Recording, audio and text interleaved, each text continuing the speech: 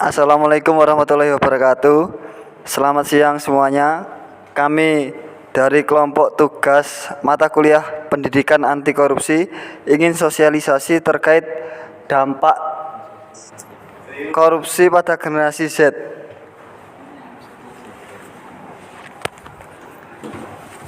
Di sini kami mau menjelaskan pengertian korupsi.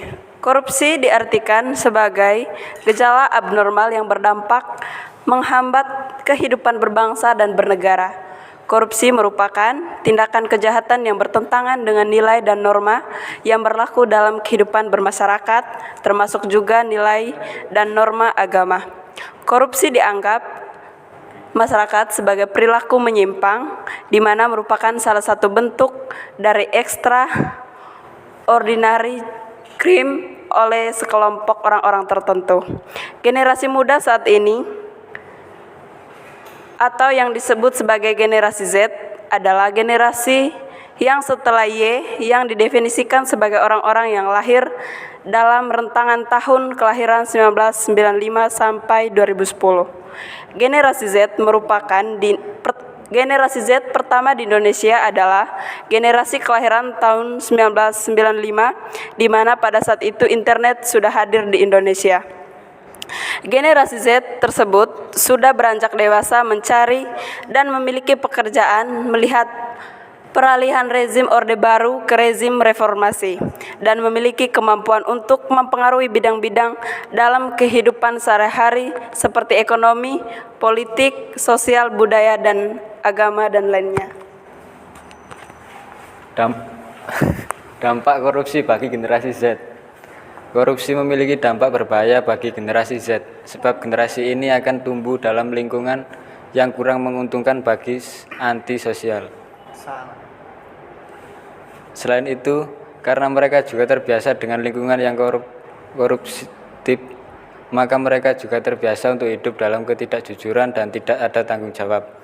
Apabila ini terus berlangsung dari satu generasi ke generasi berikutnya, tentu akan merusak masa depan negara. Korupsi memiliki banyak dampak negatif, terutama dapat merusak moral generasi muda.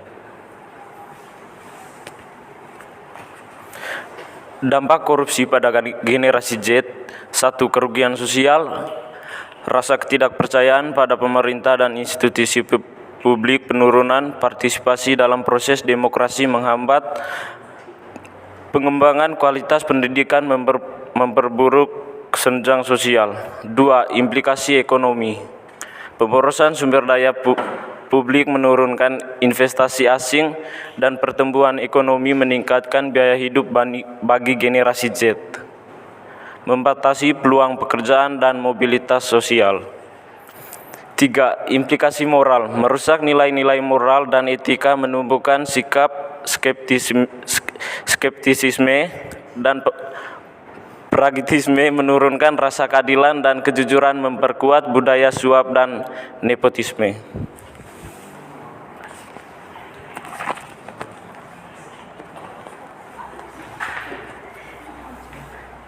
Peran generasi Z.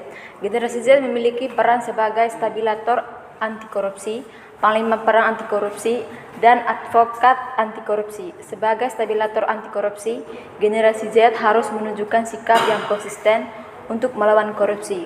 Generasi Z dapat melakukan demonstratif melawan kebijakan negara apabila didapatkan adanya nuansa korupsi.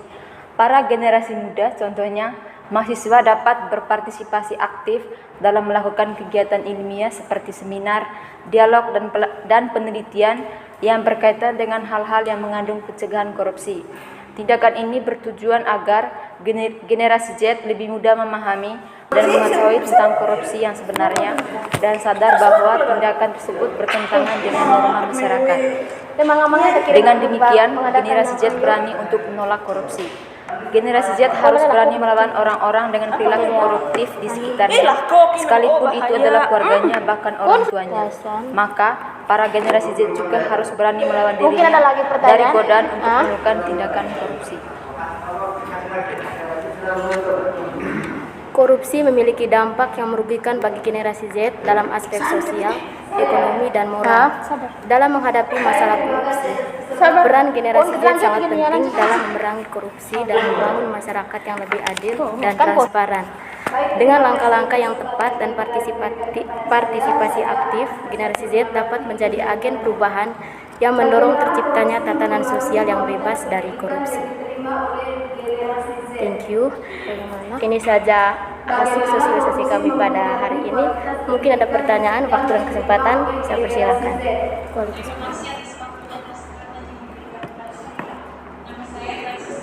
Ayo.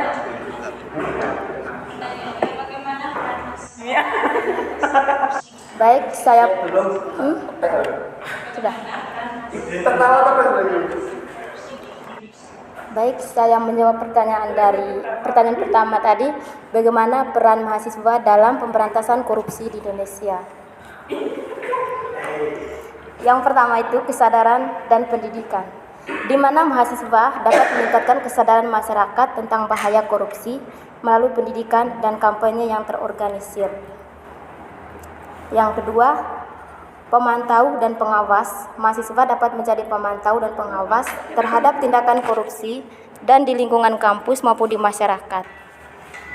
Yang ketiga, aksi advokasi. Mahasiswa dapat melakukan aksi-aksi advokasi untuk menuntut transparan akuntabilitas dalam pengelolaan dana publik. Yang keempat, penelitian dan analisis. Mahasiswa dapat melakukan penelitian tentang korupsi di berbagai sektor, termasuk sektor publik dan swasta. Terima kasih, mungkin puas dengan pertanyaannya, jawabannya.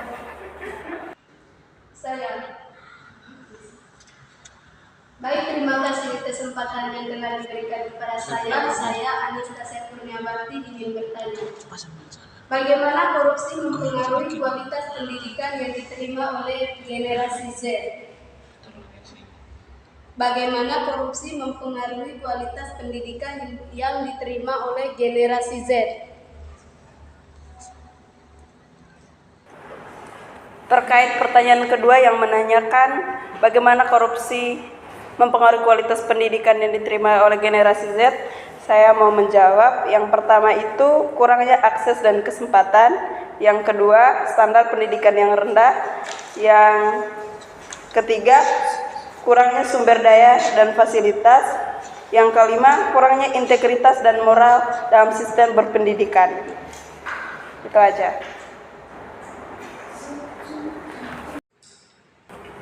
Sekian sosialisasi kami pada hari ini. Terima kasih sudah meluangkan waktunya untuk bergabung bersama kami pada hari ini. Terima kasih.